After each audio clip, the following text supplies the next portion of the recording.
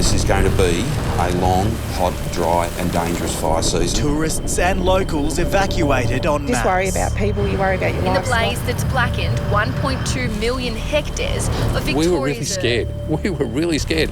We've got the most toxic air in the world at the moment, so it's pretty sad. So yeah, it's tough.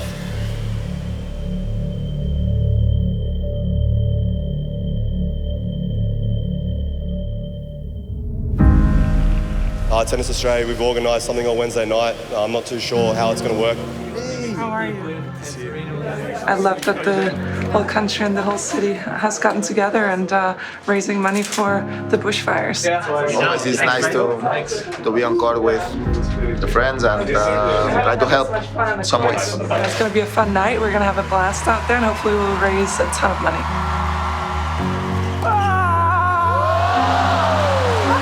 Yeah, talking with Roger a couple of hours ago, we decided to give 250,000 Australian dollars to the barn fires relief together. So the movement I started was just me on my phone. It gained a lot of traction. I'd see a lot of athletes, getting involved and just trying to raise some funds. Obviously, the more aces, the better. But what's going on at the moment it's devastating. People losing their homes, their lives. It's given us the platform to help.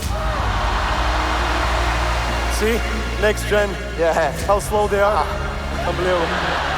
It's a good feeling, get together, as a tennis family. It's exciting to be able to help tonight. Nick Kyrgios! The 20-time Grand Slam winner, Roger Federer!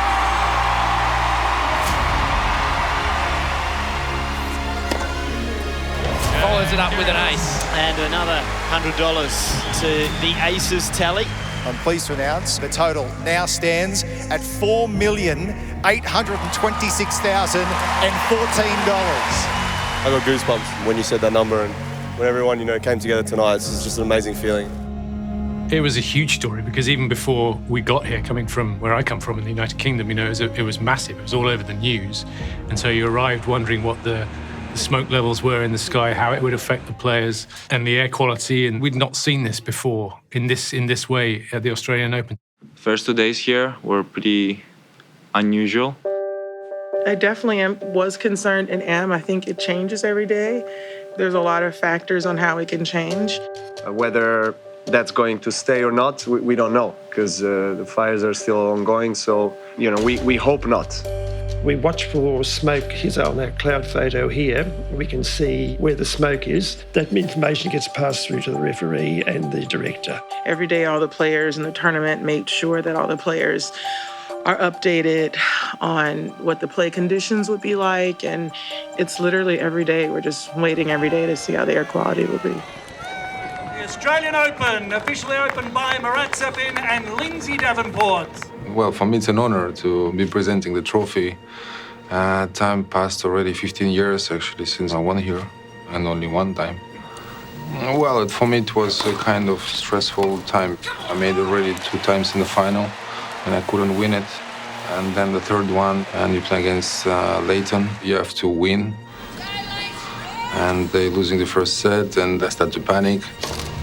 And then all of a sudden, it was like a present from above. Actually, I have to admit, and it was a difficult one for me mentally to make myself move and make myself relax a little bit more because otherwise it was not going the right way. But definitely, I didn't experience any pleasure. It was more like a relief for me that final. Third time lucky. Marat Safin finally takes victory in Melbourne. It's a different feeling when you're playing the Grand Slam. It's different story, different approach, mental approach. For every player, it's different. And some players, they can do well in other tournaments and they can come to the Grand Slams. They don't pass to the second round even. I think the most important thing is to pass the first rounds. Welcome to the 52nd Australian Open, the 208th Grand Slam of the Open era. I don't really have this mentality of I'm like defending now. It's really weird. I've been fortunate to, have 7 titles in Australian Open and kind of live probably my best moments on the court in any tournament here in Australia. We tried to play catch-up after much of the outside court schedule was washed out yesterday. You know, as tough as it was, I was fortunate to get myself to be here. You can see what it means to Vekic to beat somebody in the women's game of the stature of Maria Sharapova.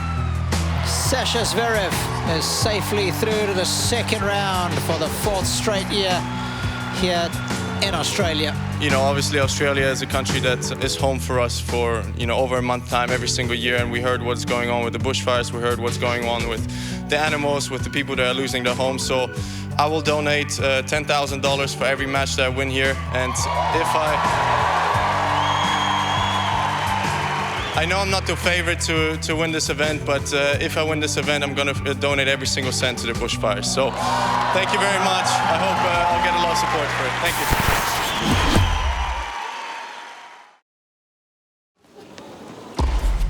The Wonder Kid at her first appearance in Australia. What a talent. They're the reason why I picked up a racket. The Williams sisters, they've always been so kind to me. I think every little girl, or every girl like me, says they're their idols. A champion that needs no real introduction. A few years ago, people would have just fallen over and let her win almost. You know, she had that aura about her. Wang produces one of the most wondrous shots of the tournament so far. It's about just me playing good tennis, and I didn't do that today. The women are not frightened of her anymore, and these players realize that she's slightly vulnerable and she can be beaten. I can't play like that, and like I literally can't do that again. That's unprofessional, and it's not cool.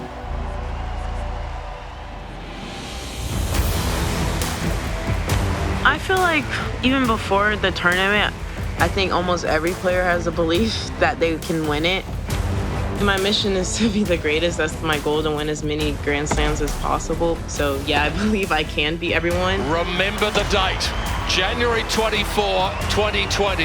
At 15 years of age, Coco Gauff, take a bow. 2 years ago, I lost first round in juniors, and now I'm here. Like, this is crazy. For me, I think that mostly what I would always like to teach and to share, it's first of all to enjoy this career, because it's a beautiful career. So here on Margaret Court Arena, it could very well be the last time that we get to see Caroline Wozniacki. You will miss it. Even they say, you have to be on the road for a long time. I said, you will miss it after. There's a lot of emotions, a lot of things I can't compartmentalize right now. And she's got it! Anja Berg lives to fight another day at the Australian Open. Takes out Caroline Wozniacki. I'm ready for the next chapter. I'm ready to do something else. I'm ready to not have a schedule, and I'm just excited to see what the next chapter brings.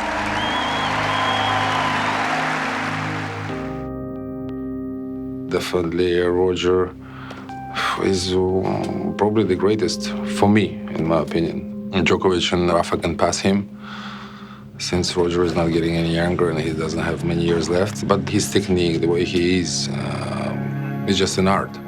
The cheers ring out for another Federer victory, his 100th here in the most dramatic fashion. I'm happy I had that match tonight, and I hope I would feel the same way also if I would have lost, to be honest. Federer shows again that resolute belief and a refusal to believe that he is defeated. Why couldn't I close this match earlier and all these things, and then all of a sudden you turn the whole thing around within like 2 minutes. But while we celebrate his success, let's salute John Millman. I think it's important to have different endings at every slam. We got that. And I'm making sure I experience them all before I leave the game.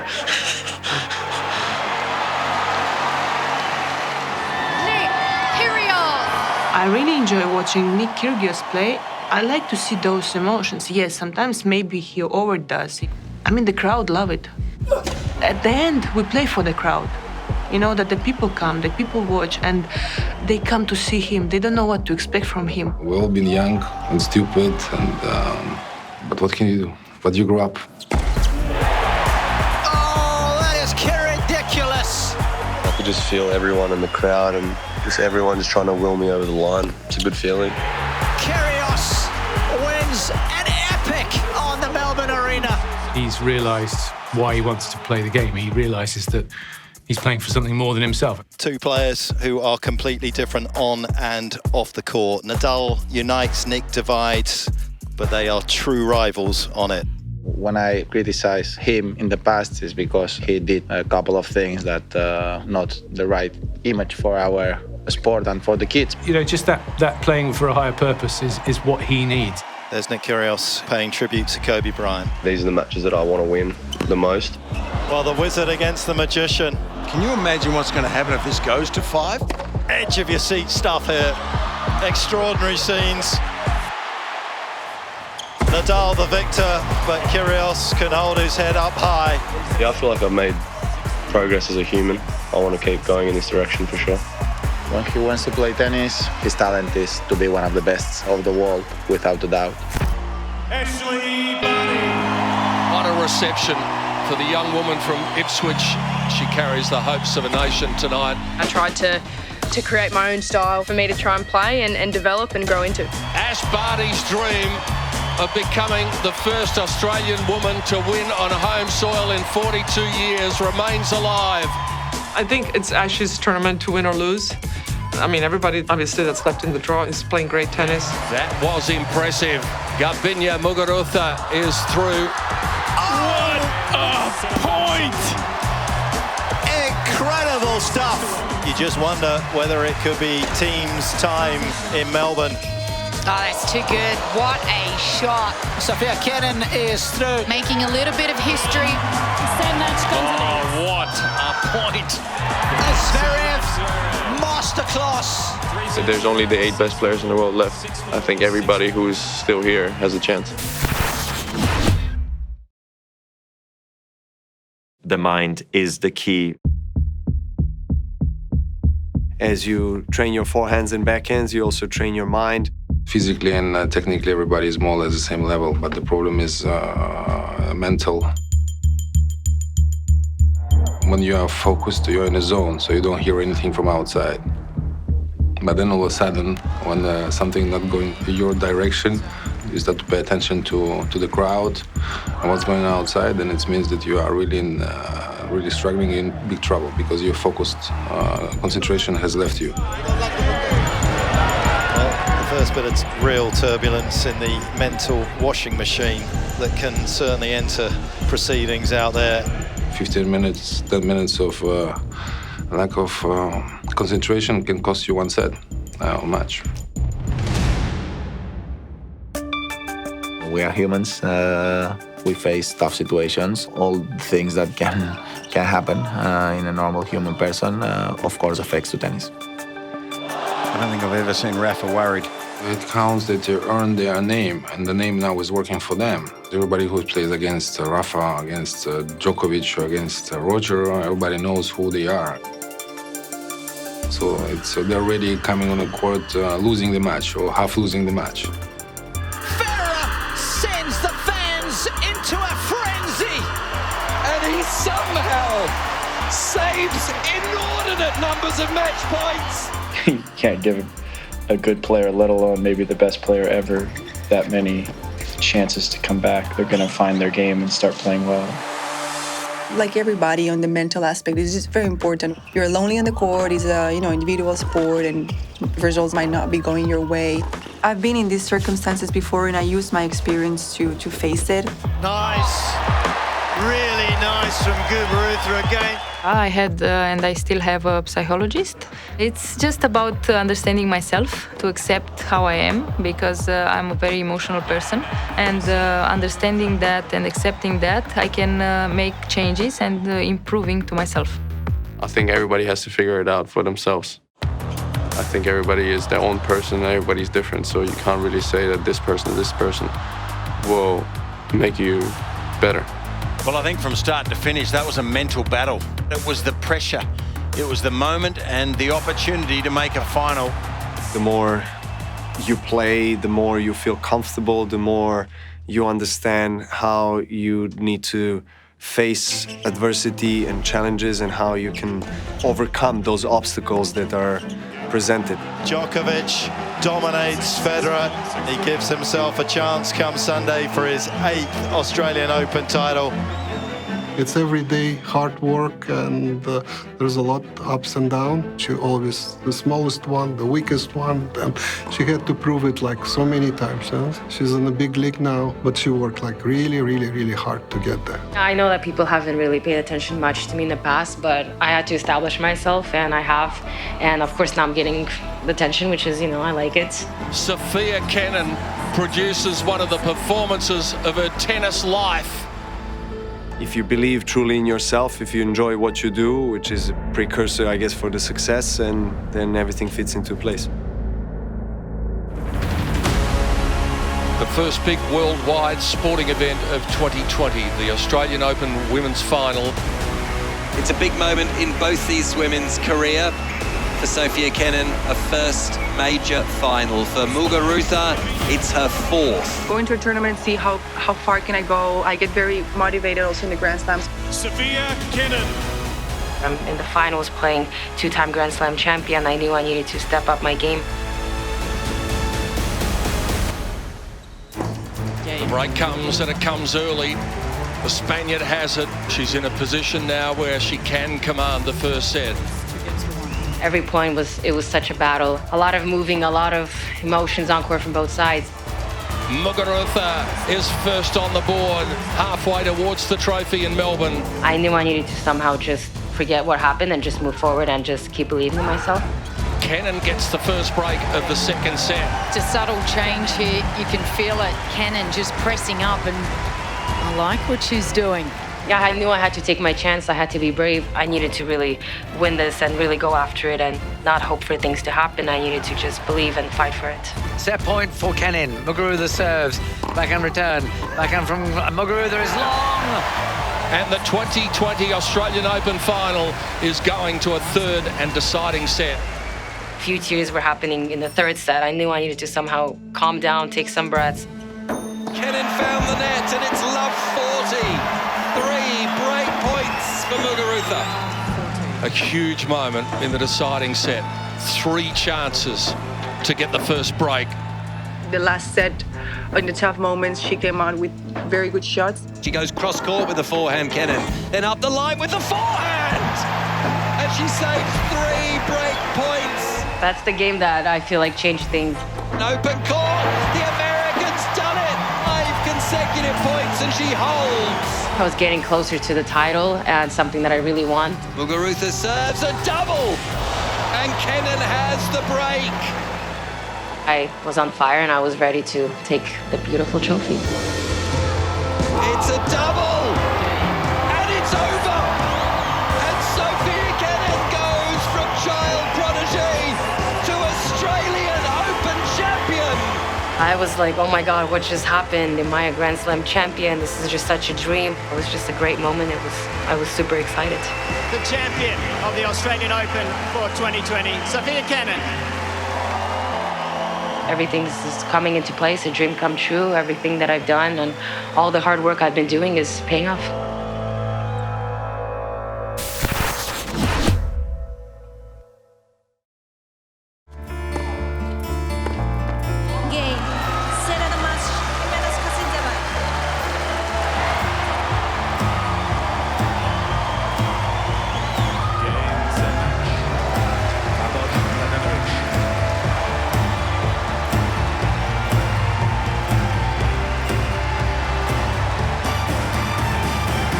It is a very honor to win 10 times here. Australian Open is my favorite Grand Slam. Tennis honestly saved my life. It really did when I was younger. And the Australian Open, single-handedly, changed my life.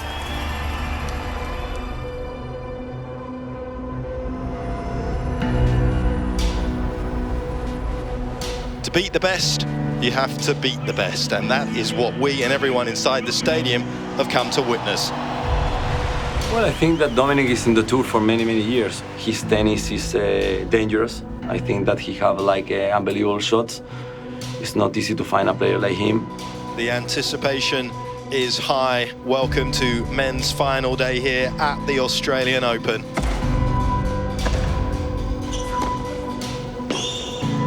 started off really well. I broke his serve right away. I felt, the experience on my side. What a start. It doesn't get any better than that. Djokovic won 7 times here, but also Dominic knows that in the past matches also he had chances to beat, not only in a few times. Time violation, loss of serve. Oh, wow. Wow. Well, Dominic, is a fantastic tennis player that he disrupted my rhythm in my game at one point, and he was a better player. big moment. I was trying to keep myself alive mentally as well and emotionally. Gee, not sure it's a good idea to touch the umpire either. You made yourself remark in this match. Great job, man. Especially in the second one. Great job.